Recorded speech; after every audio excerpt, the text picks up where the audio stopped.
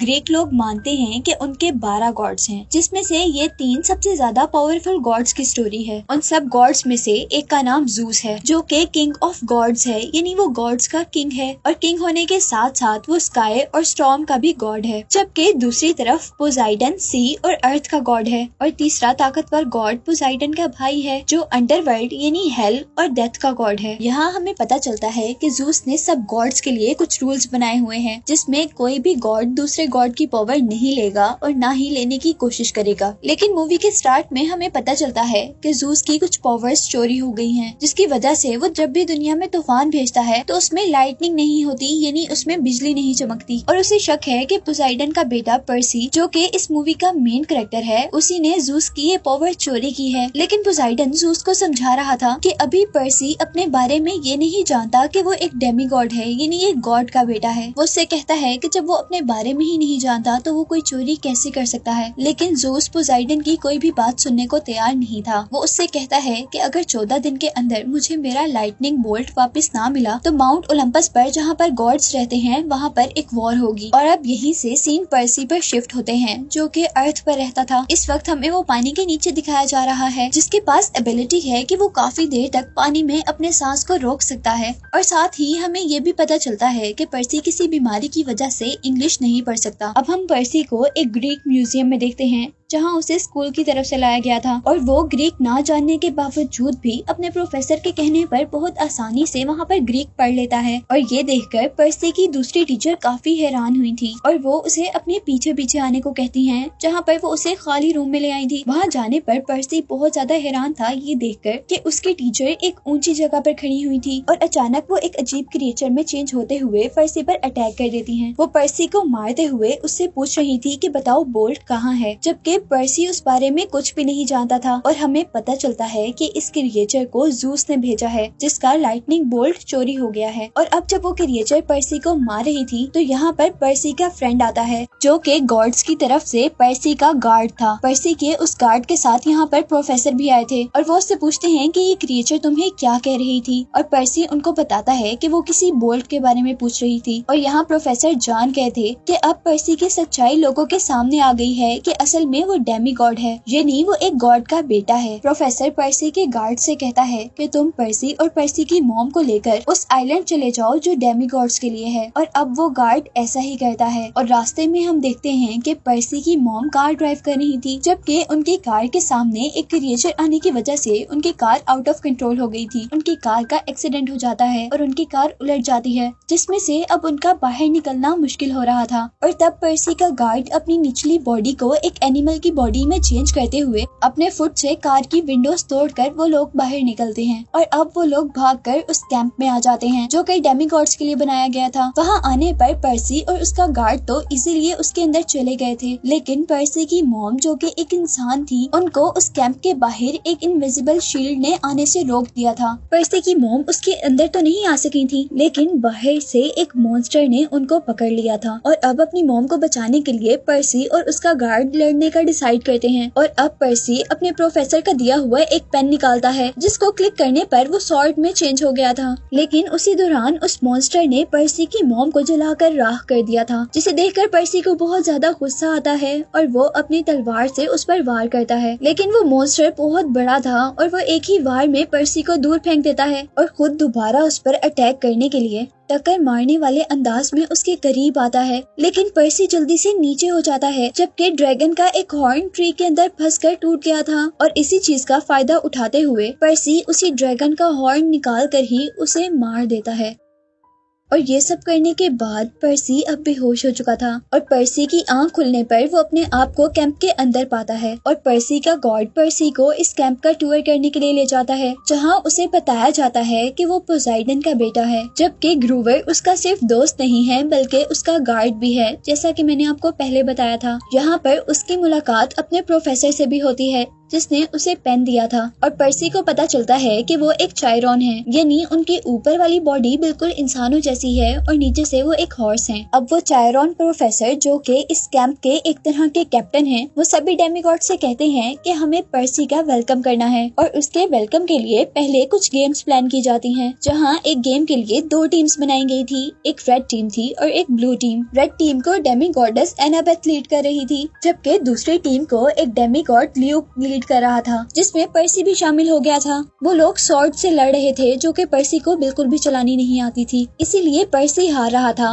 और ल्यूक यहाँ पर उससे कहता है कि इस गेम में वो जीतेगा जो दूसरी टीम का फ्लैग लेकर आएगा। और ल्यूक अब सारे गार्ड्स को लड़के रोकना शुरू करता है और वो पर्सी को फ्लैग लाने का काम कहता है, लेकिन फ्लैग के पास पर्सी का सामना एनाबेथ से होता है, जिसने उससे लड़ना शुरू कर दिया था, लेकिन पर्सी को बिल्कुल भी लड़ना नहीं आ रहा था, इसीलिए वो बहुत ज्यादा जख्मी हो जाता है। और अब पर्सी को अपने फादर पोसाइडन की आवाज आती है, जो उसे कह रहे थे कि तुम पानी में हाथ लगाओ। और क्योंकि पोसाइडन सी गॉड था, इसीलिए पानी ने पोसाइडन के बेटे को ठीक करने के साथ साथ उसे बहुत सी पावर भी दी थी, जिसकी हेल्प से वो बहुत आसानी से अब अपनी ओपोनेंट टीम से लड़ने लग जाता है। और उनको हराने के बाद अब वो एनाबेथ को भी हराकर वो फ्लैग ले लेता है और इस तरह ब्लू टीम यानी पर्सी और ल्यूक की टीम जीत जाती है। और उसके जीतने पर अब प्रोफेसर एक पार्टी रखते हैं। सब लोग कैंप में पार्टी एंजॉय कर रहे थे और उस कैंप में जो उन्होंने आग लगाई हुई थी, उस आग में से अचानक हल्का गॉड अपेयर होता है। और इन गॉड के बारे में मैंने आपको पहले भी बताया था कि वो पोसाइडन के भाई थे,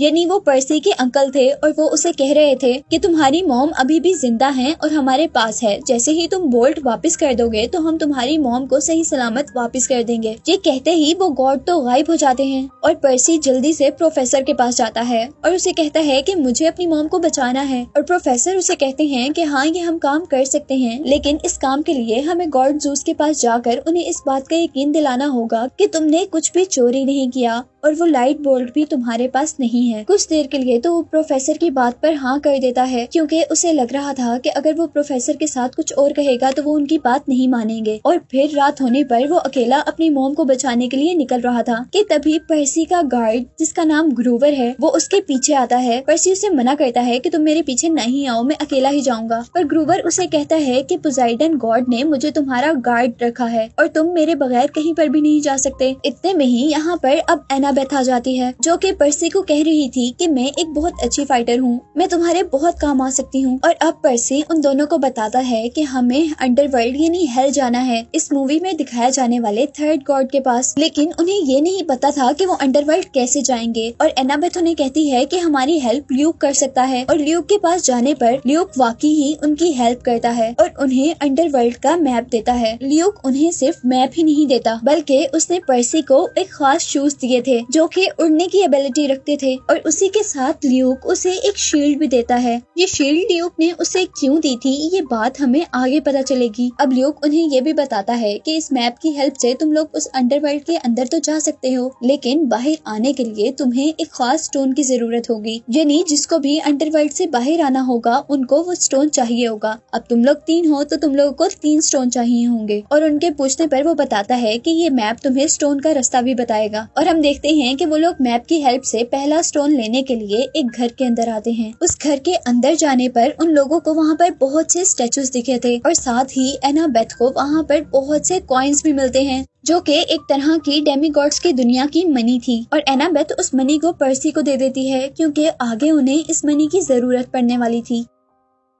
और उसी दौरान अब एनाबेथ को एक औरत मिलती है जो उसे बहुत रोते हुए बता रही थी कि उसके हस्बैंड को किसी ने स्टैचू बना दिया है। और यहीं दूसरी तरफ हम देखते हैं कि ग्रूवर जैसे ही स्टैचूज को देख रहा था तो उसे ये बात समझ आई थी कि ये स्टैचू असल में इंसान हैं और वो एक स्नेक के सर वाली लड़की के असर के अंदर हैं, जो कि किसी की भी आंखों में देखकर उसे स्टैचू बना देती है। और अब हम देखते हैं कि ग्रूवर ये सारी बात पर्सी को बताता है, जबकि दूसरी तरफ वो लेडी एनाबेथ के पास आ गई थी और वो उसे बता रही थी कि मुझ पर ये चीज कर्स है और ये कर्स मुझे तुम्हारी मॉम ने ही दिया है, जो कि एक गॉड है। वो औरत एनाबेथ को भी स्टैचू बनाना चाह रही थी, लेकिन एनाबेथ आंखें ही नहीं खोलती, जबकि उसके पास खड़ी हुई औरत के आंखों में देखने पर वो उसे स्टैचू बना देती है। और अब यहाँ पर हम पर्सी को देखते हैं, जिसने उस स्नेक लेडी को डिस्ट्रैक्ट कर लिया था और उसका ध्यान एनाबेथ से हट गया था। और अब वो लेडी पर्सी को ही पकड़ लेती है, जिसकी हेल्प करने के लिए अब वर और एनाबेथ दोनों वहाँ पर कार लेकर आते हैं और उन्हें कार से हिट करते हैं और मौका मिलते ही पर्सी अपनी पेन को स्वॉर्ड में चेंज करते हुए उस स्नेक लेडी को मार देता है और उसका सर काट कर अपने पास रख लेता है। और हम देखते हैं कि उसको मारते ही अब पहला स्टोन उन्हें उस लेडी के हाथ पर मिला था, जिसको लेने के बाद अब वो लोग दूसरे स्टोन की तरफ बढ़ रहे थे जो कि एक म्यूजियम में था। म्यूजियम में जाने पर वो लोग देखते हैं कि वो स्टोन एनाबेथ की मॉम के स्टैचू के अंदर है और उस म्यूजियम में उस स्टैचू के पास बहुत ज्यादा सिक्योरिटी है, इसीलिए अब वो डिसाइड करते हैं कि वो रात को आकर यहाँ से स्टोन ले लेंगे। और वो लोग ऐसा ही करते हैं। रात में वो लोग यहाँ पर आते हैं और एनाबेथ अपनी फाइटिंग पावर का यूज करते हुए वहाँ पर सारे गार्ड्स को बेहोश कर देती है, जबकि पर्सी ल्यूक के दिए हुए मैजिकल स्नीकर्स पहनकर उस स्टैचू के ऊपर चढ़ता है और दूसरा स्टोन भी ले लेता है। लेकिन उसके स्टोन लेते ही यहाँ पर 5 आदमी आए थे जो आपस में मिलकर उनके सामने ही एक वाटर क्रिएचर हाइड्रा के अंदर चेंज हो गए थे, जिस क्रिएचर के 5 सर थे। जिस तरह वो 5 आदमी थे और जैसे ही वो क्रिएचर पर्सी पर अटैक करती है तो पर्सी के हाथ से वो स्टोन नीचे गिर जाता है और क्योंकि पर्सी साइड पर छुपा हुआ था और स्टोन दूसरी तरफ गिरा था, इसीलिए अब उसे स्टोन को लेने के लिए उन क्रिएचर्स के सामने से गुजरना था। और पर्सी अब उनसे लड़ते हुए आगे बढ़ता है और उस क्रिएचर के 5 सरों में से एक सर काट देता है। लेकिन एनाबेथ उसे कहती है कि ये तुमने बहुत गलत किया, क्योंकि अब उसकी एक सर की जगह 2 और नए सर निकल आएंगे। और वाकई ही ऐसा हो भी गया था और साथ ही पर्सी को अपना स्टोन भी मिल गया था जिसे वो उठा लेता है। और अब वो तीनों उस क्रिएचर के मुंह से निकलने वाली आग से बचते हुए गेट तक तो पहुंच गए थे, लेकिन उन क्रिएचर्स ने अपनी पावर से उस गेट को खुलने नहीं दिया था, जिस पर अब पर्सी का गार्ड ग्रूवर बहुत ही होशियारी से उस स्नेक वाली लेडी का सर जो उन्होंने काट कर अपने पास रख लिया था वो उन क्रिएचर्स के आगे कर देता है, जिससे वो सब लोग स्टैचू बन जाते हैं और वो लोग आराम से वहाँ से बाहर आ जाते हैं। अब उनके पास 2 स्टोन हो चुके थे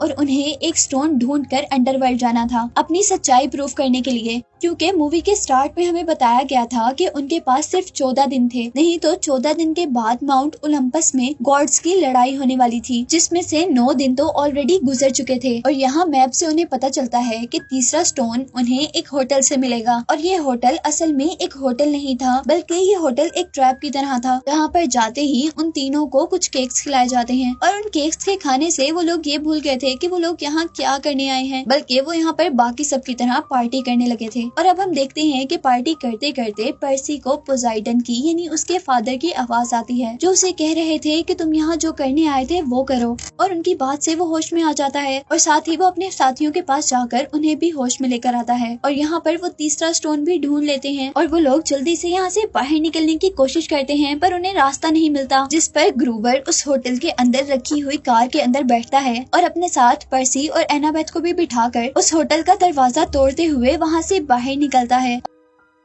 और बाहर आने पर उन्हें पता चला था कि उन्होंने अपने बचे हुए दिन भी वेस्ट कर दिए थे और अब उनके पास सिर्फ 12 घंटे थे पर्सी की मॉम को बचाने के लिए। और अब वो मैप की हेल्प से अंडरवर्ल्ड का रास्ता ढूंढते हुए एक केव तक पहुंचते हैं। उस केव के बाहर कुछ लिखा हुआ था जो कि डिकोड करने पर ग्रीक लैंग्वेज थी और पर्सी ने डेमीगॉड होने की वजह से वो पढ़ ली थी। जिसके बाद वहाँ मड में से एक केव का दरवाजा खुला था और वो उसके अंदर चले गए थे, जहाँ हेल के दरवाजे पर उन्हें एक आदमी मिलता है जो उन्हें बता रहा था कि हेल के अंदर तुम लोग मरने के बाद ही जा सकते हो। और इस पर पर्सी उसे वो पैसे देता है जो एनाबेथ ने पहले घर से उठाकर पर्सी को दिए थे, जिन पैसों को लेने पर वो आदमी एक हवाई बोट में उन सबको बिठाकर अंडरवर्ल्ड के गॉड अंडरवर्ल्ड यानी हेल के गॉड के पास पहुंचा देता है। अब उस गॉड के घर के अंदर आने पर वहाँ डॉग जैसी अजीब क्रिएचर उनको घेर लेती हैं, जो उन्हें और अंदर आने से रोक रही थी कि तभी उस गॉड की वाइफ यहाँ पर आती है, जो कि खुद भी एक गॉड थी। अंडरवर्ल्ड के गॉड के पास पहुँचने पर पर्सी उससे पूछता है कि मेरी मॉम कहाँ है, जिसके जवाब में वो कहता है कि पहले तुम लाइटनिंग बोल्ट का हमें बताओगे, पर वो बताता है कि वो उसके पास नहीं है। और इस बात पर वो गॉड एक बॉल को वहाँ पर फेंकता है जिसमें से पर्सी की मॉम निकली थी। पर्सी अपनी हर चीज को जमीन पर गिराता हुआ अपने मॉम के गले लग गया था। यहाँ पर वो शील्ड जो कि ल्यूकस ने उसे दी थी, वो शील्ड चमकने लगी थी और उसके चमकने से अंडरवर्ल्ड के गॉड को पता चला था कि लाइटनिंग बोल्ट उस शील्ड के अंदर है। और क्योंकि अब फिलहाल शील्ड पर्सी के पास नजर नजर आ रही थी, इसीलिए उसे लग रहा था कि पर्सी ने ही शील्ड चुराई है। पर्सी उसे बताता है कि ये शील्ड उसकी नहीं है, पर कोई भी उसकी बात नहीं सुनता और उसके झूठ बोलने पर अब अंडरवर्ल्ड का गॉड उनके पीछे वाले दरवाजे को खोल देता है,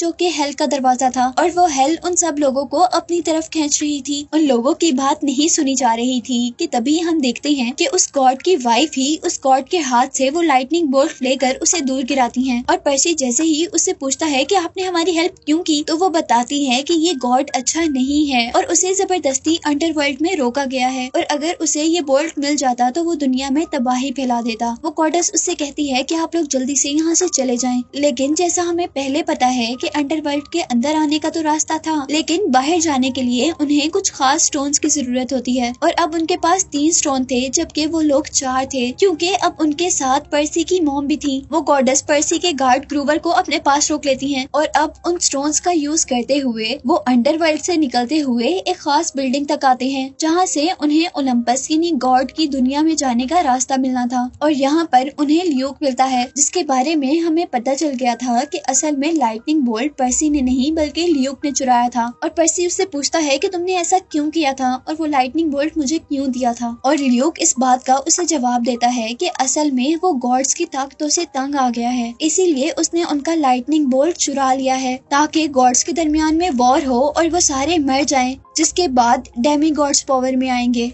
यहाँ पर हम देखते हैं कि ल्यूक ने उसके हाथ से बोल्ट भी ले लिया था, पर पर्सी हाथ मारने वाला नहीं था। वो उससे लड़ता है बोल्ट लेने के लिए, लेकिन अभी तक वो कामयाब नहीं हुआ था। इसीलिए पर्सी अपनी पावर्स का यूज करता है और वहाँ पर मौजूद बहुत से टैंक्स में से पानी खींचते हुए वो उस पानी से ल्यूक पर अटैक कर देता है, जिसकी वजह से वो वहाँ करीब एक नहर में गिर गया था। जबकि पर्सी ने अब वो लाइटनिंग बोल्ट उठा ली थी। जितने में हमने देखा था कि पर्सी ने वो लाइटनिंग बोल्ट उससे हासिल किया था, उतने में एनाबेथ ने वो दरवाजा भी खोल लिया था जहाँ से उन्हें ओलंपस जाना था। और ओलंपस में जाते ही वो लोग देखते हैं कि सारे गॉड्स लड़ने के लिए तैयार हैं, और यहाँ पर्सी टाइम पर पहुंचकर ज़ूस को उसका लाइटनिंग बोल्ट वापस कर देता है और उसे बताता है कि असल में ये बोल्ट उसने नहीं बल्कि ल्यूक ने चोरी किया था। और वो ल्यूक का सारा मकसद भी बता देता है कि वो गॉड्स को मारकर डेमी गॉड्स को पावर में लाना चाहता है। यहाँ ज़ूस पर्सी से बहुत खुश हो गया था और उनके दरमियान में लड़ाई खत्म हो गई थी। और जैसे ही पोसाइडन अब उससे मिलने के लिए आया था, तो यहाँ हम देखते हैं कि पर्सी अपने फादर से नाराज है, क्योंकि उसके फादर कभी भी उसके साथ नहीं रहे थे। और यहाँ पोसाइडन उससे अकेले में मिलता है और उसे बताता है कि हम गॉड्स के भी कुछ रूल्स हैं, जिसके अकॉर्डिंग हम अपने बच्चों के साथ नहीं रह सकते, पर तुम हमेशा मेरे साथ मेरे दिल में रहते हो। ये बात सुनकर पर्सी भी अपने डैड की बात मान लेता है।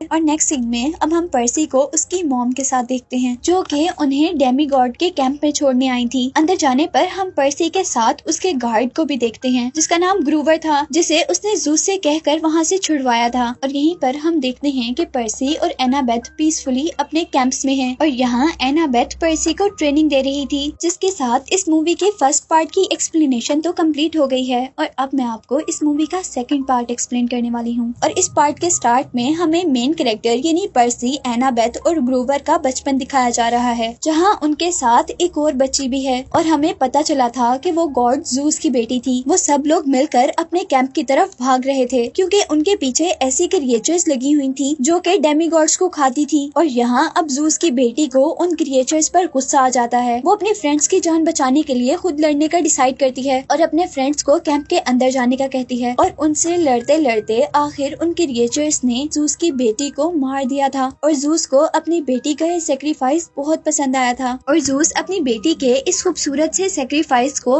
राइगा जाने नहीं दे सकता था। इसलिए वो अपनी बेटी को एक ट्री में चेंज कर देता है, जो ट्री उनके पूरे कैंप पर शील्ड बनाती है, जिस ट्री की वजह से कभी भी साइक्लॉप्स उनके कैंप्स के अंदर नहीं आ सकते थे। और इसी के साथ सीन कट हो जाता है और मूवी में काफी साल गुजर जाते हैं, जहाँ पर सब लोग बड़े हो गए हैं और वो लोग यहाँ पर कुछ गेम्स खेल रहे हैं। और अब यहाँ पर हमें मूवी में एक और कैरेक्टर को दिखाया जाता है, जिसका नाम क्लैरा है। और क्लैरा वॉर गॉड की बेटी है, जो कि इस वक्त पर्सी के साथ गेम खेल रही थी। और क्योंकि वो वॉर गॉड की बेटी थी, इसीलिए उसके अंदर बहुत ज्यादा पावर्स थी, जिन पावर्स का यूज करते हुए उसने पर्सी को हरा दिया था। और नेक्स्ट सीन में हम देखते हैं कि पर्सी को प्रोफेसर ने बुलाया था, जो कि एक चायरॉन थे, यानी ऊपर से तो पूरे इंसान थे और पीछे से एक हॉर्स की तरह यहाँ थे, जैसा मैंने आपको इस एक्सप्लेनेशन के स्टार्ट में बताया था। और उनके पास जाने पर पर्सी को पता चलता है कि उस दुनिया में वो अकेला नहीं है, बल्कि पोसाइडन का एक और भी बेटा है, यानी उसका एक और भाई भी है, जो कि एक साइक्लोप है जिसकी एक आंख होती है। उस साइक्लोप का नाम टाइसन था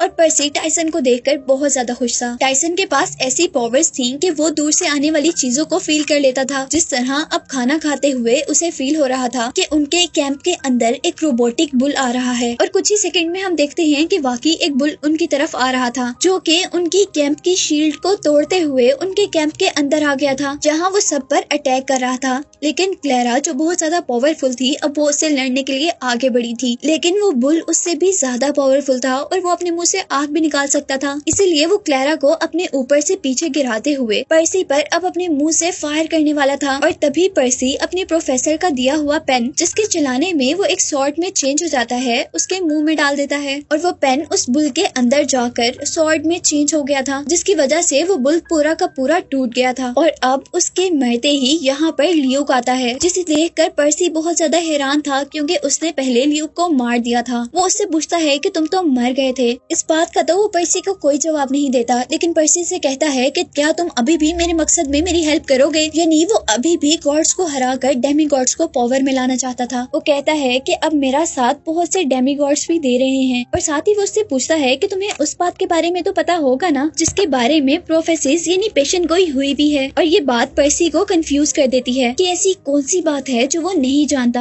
और ये कहते ही ल्यूकस तो वहाँ से गायब हो गया था। और अब उनके जाते ही यहाँ पर सारे कैंप के लोग आ गए थे। वो लोग उस ट्री के पास खड़े थे, जो ट्री जूस की बेटी की ग्रेव पर बना हुआ था, और जो ट्री उनके कैंप के ऊपर शील्ड बनाया करता था। वहाँ आकर प्रोफेसर को पता चलता है कि ल्यूक ने असल में इस ट्री को जहर दे दिया है, और उस जहर से वो ट्री बहुत ज्यादा कमजोर हो गया था, और उसके कमजोर होने से ऑटोमेटिकली शील्ड भी बहुत ज्यादा कमजोर हो गई थी। यहाँ हम देखते हैं कि प्रोफेसर अब उस ट्री के लिए मेडिसिन बनाने लग गए थे, जबकि पर्सी उससे क्वेश्चन करता है कि ऐसी कौन सी बात है जो फ्यूचर में होने वाली है और मैं नहीं जानता। और अब प्रोफेसर उसे एक स्केलेटन के पास भेजते हैं, जो कि उनकी दुनिया में एक तरह की फ्यूचर टेलर थी, यानी वो फ्यूचर बताया करती थी। पर्सी उससे जाकर सवाल करता है, और उसके सवाल में वो स्केलेटन बताती है हजारों साल पहले यहाँ पर बहुत से गॉड्स थे, जिनका लीडर क्रोनोस था, जो कि सबसे बड़ा था, लेकिन वो बहुत जालिम गॉड था। इवन वो इतना जालिम था कि वो अपने बच्चों को भी खा लिया करता था, और उसके जुल्म से तंग आकर अब उसी के बच्चों ने उसी को मारने का डिसाइड किया था। और उसके बच्चों के बारे में हमें पता चलता है कि उसके बच्चे वही 3 पावरफुल गॉड्स हैं, जिनके बारे में हमें मूवी के स्टार्ट में बताया गया था, यानी ज़ूस, पोसाइडन और पोसाइडन का भाई, जो कि अंडरवर्ल्ड का गॉड है। और उन तीनों ने मिलकर एक खास सोर्ड से उसे मार दिया था, जिसके बाद सिर्फ 12 गॉड्स इस दुनिया पर राज किया करते थे। और अब वो कहती है कि वो बात जो तुम पूछ रहे हो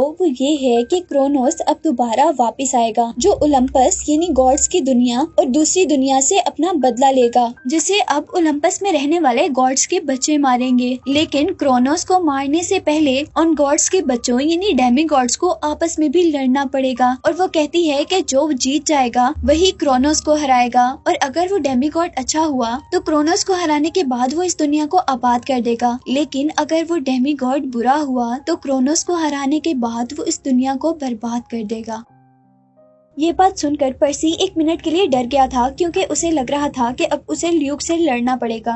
और उसे साथ ही साथ ये भी पता चलता है कि उन बातों से शायद ल्यूक पर्सी को लड़ने की ही धमकी दे रहा था। और दूसरी तरफ अब हम एनाबेथ और ग्रूवर को देखते हैं, जो कि प्रोफेसर के पास जूस की बेटी को ठीक करने का एक तरीका ढूंढ कर लाए थे। वह उन्हें एक फ्लीस दिखाते हैं, जिसको जैसे ही वो उस ट्री के ऊपर डालेंगे तो जूस बिल्कुल ठीक हो जाएगी, और उनकी सिक्योरिटी शील्ड भी दोबारा पहले की तरह पावरफुल हो जाएगी, जिसमें हर डेमी गॉड सेफ रहेगा। और इस बात पर उनके कैंप के लीडर उन्हें कहते हैं कि इस चादर के बारे में मैं भी जानता था, लेकिन ये चादर सी के अंदर बरमूडा ट्रायंगल के दरमियान में है, और इसे निकालना खतरे से खाली नहीं होगा। और यहाँ पर किसी न किसी तरह एनाबेथ उसे मना लेती है। वो लोग रात में सभी डेमी गॉड्स को इकट्ठा करते हैं, और उनके सामने वो एनाबेथ का नाम नहीं लेते, बल्कि एनाबेथ की हुई रिसर्च को अपने नाम से पेश करते हुए बताते हैं कि उन्होंने डेमी गॉड्स की सिक्योरिटी शील्ड को बेहतर बनाने के लिए एक तरीका ढूंढ लिया है, जिसके लिए उन्हें एक चादर की जरूरत है जो कि हमें बरमूडा ट्रायंगल के पास से लेकर आनी है। और वो सबको बता रहे थे कि उस चादर की प्रोटेक्शन एक साइक्लॉप करता है और हमें उस साइक्लॉप से वो चादर लेकर आनी है। जहाँ हमें बताया जा रहा था कि साइक्लॉप ऐसे क्रिएचर्स को खाते थे जो कि डेमीगॉड्स की हिफाजत किया करते थे, जिस तरह ग्रूवर। और अब वो साइक्लॉप से लड़ने के लिए वॉर गॉड की बेटी क्लैरा को चुनते हैं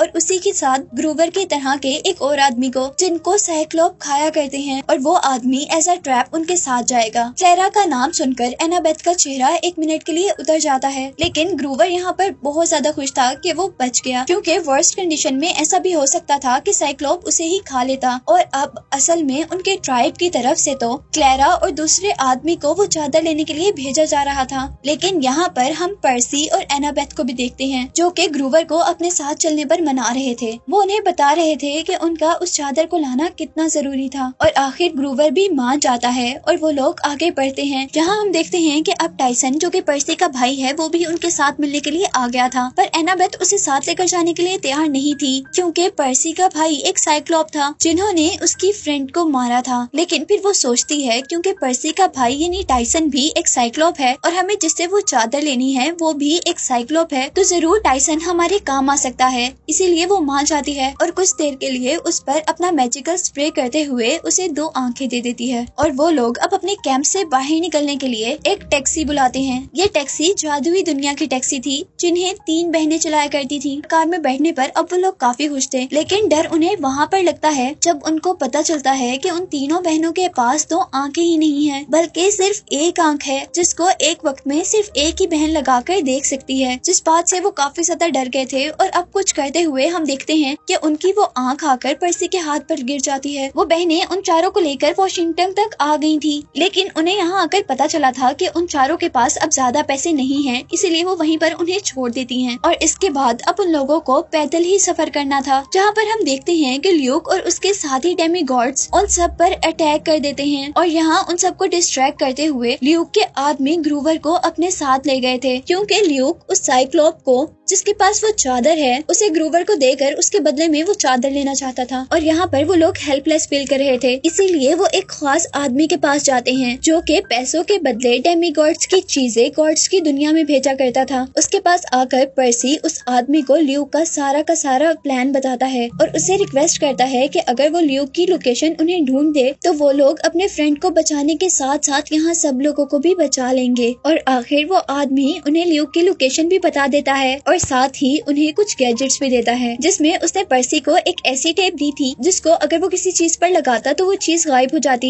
जबकि दूसरी तरफ उस आदमी ने एनाबेथ को एक स्प्रे दिया था, जिस स्प्रे को खोलने पर उसमें से बहुत प्रेशर से हवा निकलने वाली थी। उन लोगों को उस वक्त तो वो गैजेट्स बहुत ज्यादा अजीब और नकारा लग रहे थे, लेकिन फिर भी वो उन गैजेट्स को अपने पास रखते हुए उसे थैंक यू करते हुए आगे बढ़ते हैं, क्योंकि उन्हें उस जगह से ल्यूक को पकड़ना था जो लोकेशन उन्हें उस आदमी ने बताई थी। लेकिन यहाँ वो अब भी लेट हो गए थे, क्योंकि ल्यूक एक बहरी जहाज में वहाँ से दूर चला गया था। अब टाइसन वक्त आया कि अब बगैर जल्दी से पानी में उतरता है और पानी से बातें करते हुए वो अपने फादर पोजाइडन से हेल्प मांगता है। और पोजाइडन वहाँ पर उनके लिए एक सी हॉर्स भेजता है, जिस पर बैठकर वो लोग ल्यूक की शिप तक पहुँच गए थे।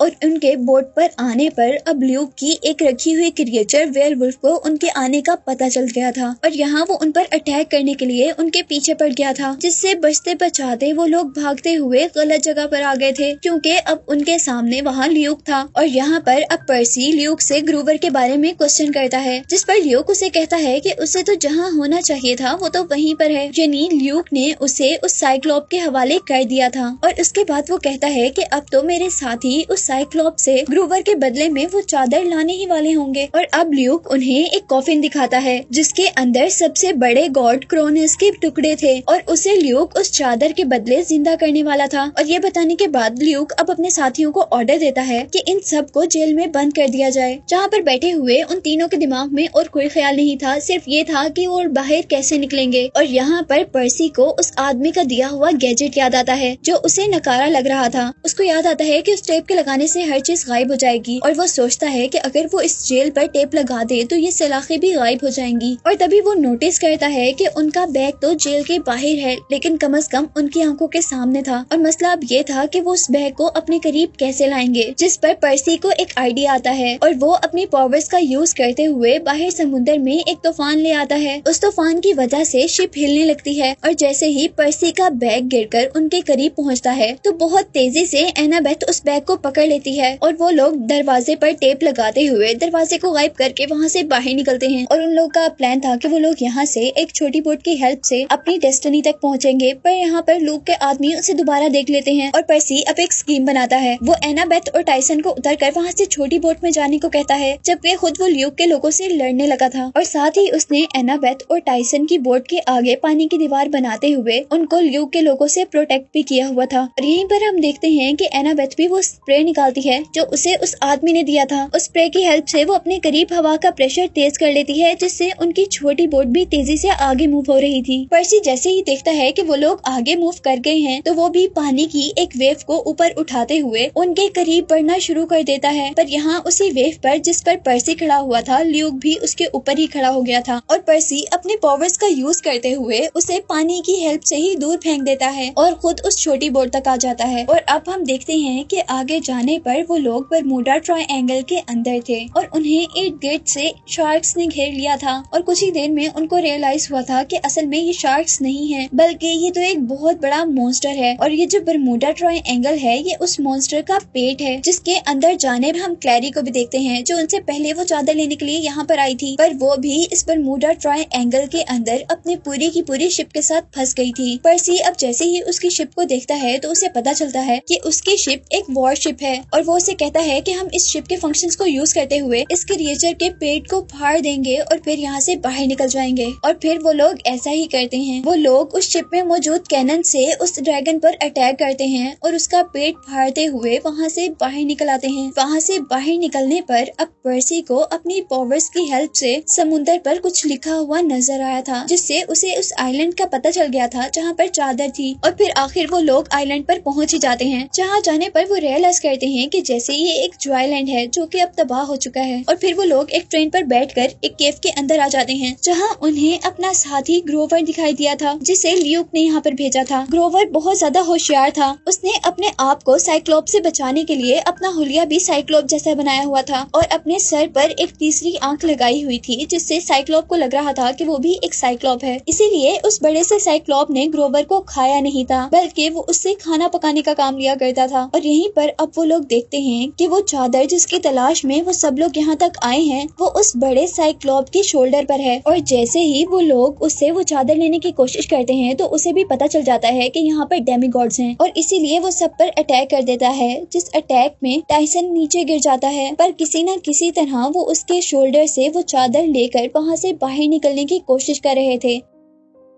और वो साइक्लोप उनके पीछे पीछे था। और फिर जल्दी से वो लोग भागकर उस केव से बाहर आ जाते हैं और उस केव को एक बहुत बड़े से पत्थर से बंद कर देते हैं। यहाँ अब वो लोग बहुत ज्यादा खुश थे क्योंकि उनको चादर मिल चुकी थी और उन्होंने साइक्लोप को भी बंद कर दिया था। पर इधर उनकी किस्मत अभी भी खराब थी क्योंकि ल्यूक उनसे वो चादर लेने के लिए आ गया था। वो उनसे उस चादर को मांगता है, लेकिन पर्सी उसे चादर देने से इनकार कर देता है और इस बात पर वो अपनी गन से पर्सी पर अटैक कर देता है। पर इससे पहले कि उसका वेपन पर्सी को लग पाता, टाइसन जो कि पर्सी का भाई है वो उसके सामने आ जाता है अपने भाई को बचाने के लिए। और यहाँ उसने अपने भाई को बचाने के लिए अपने आप को सेक्रीफाइस कर दिया था और टाइसन उस चोट के लगने से वहाँ नीचे पानी में गिर गया था और सबको लगा था कि अब वो मर गया है। यहाँ हम देखते हैं कि ल्यूक उस चादर को लेकर क्रोनोस के कॉफिन तक पहुँच जाता है और उस चादर को क्रोनोस के कॉफिन पर रख देता है, जिसकी वजह से वहाँ पर कुछ मैजिकल वेव्स क्रिएट होना शुरू हो गई थी, जैसे क्रोनोस अब जिंदा हो रहा हो। जबकि दूसरी तरफ हम देखते हैं कि ल्यूक ने सबको हॉस्टेज बनाया हुआ था और यहाँ पर पर्सी बहुत ही होशियारी का मुजाहिरा करते हुए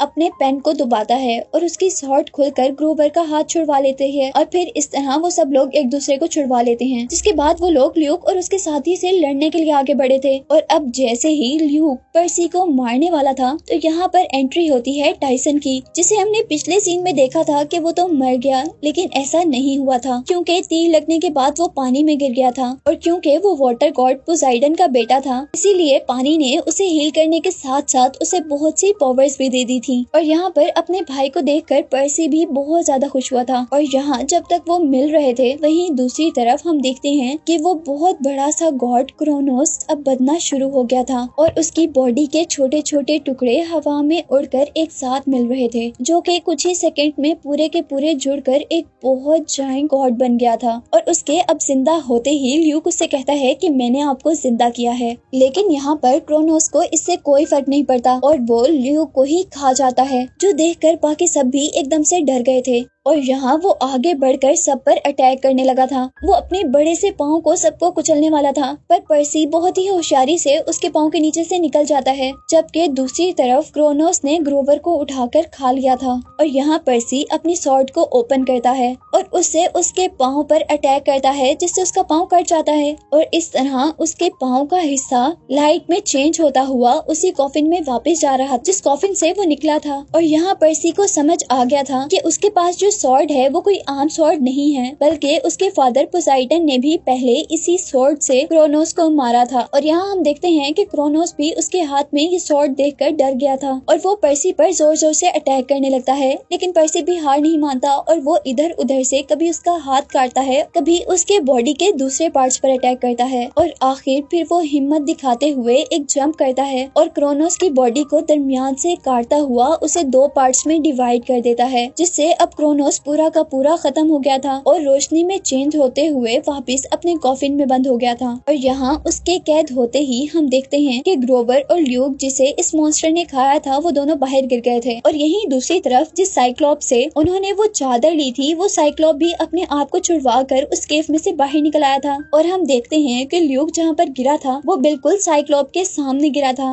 और अब ल्यूक को देखकर वो साइक्लोप खुश हो गया था, क्योंकि उसके खाने का इंतजाम तो हो गया था। और यहाँ हम देखते हैं कि ल्यूक तो मर गया था, लेकिन उसकी क्रिएचर्स अभी भी जिंदा थी, जिन्होंने एनाबेथ पर अटैक कर दिया था। वो लोग अब जल्दी से उस चादर का यूज करते हुए पहले एनाबेथ को जिंदा करते हैं। और अब इसके बाद पर्सी अपनी वो चादर क्लैरा को दे देता है, क्योंकि उनके लीडर ने ये काम क्लैरा को ही दिया था। और अब वो लोग कैंप में पहुंचते हैं और क्लैरा वो चादर उस लड़की के ऊपर रख देती है, जिसे मूवी के स्टार्ट में हमने मरते हुए देखा था, जिससे वो लड़की भी जिंदा हो गई थी। और उसकी भेजी हुई उस कैंप की सिक्योरिटी शील्ड भी वापस पावरफुल हो गई थी। और यहाँ हम देखते हैं कि उस चादर में इतनी भी पावर नहीं थी कि वो एक डेमीगॉड को वापस डेमीगॉड बना दे। उस चादर ने उस लड़की को जिंदा तो कर दिया था, लेकिन डेमीगॉड के रूप में नहीं, बल्कि एक इंसान के रूप में। और उस लड़की को देखकर अब पर्सी को ख्याल आता है कि उनकी प्रेडिक्शन अभी भी कंप्लीट नहीं हुई, क्योंकि उस औरत ने बताया था कि ज़ूस और पोसाइडन के बच्चे आपस में लड़कर क्रोनोस को जिंदा करेंगे, जिसके बाद उन्हीं के हाथ में दुनिया और ओलंपस की किस्मत होगी। और पर्सी के इसी ख्याल के साथ ये मूवी यहीं पर एंड हो जाती है।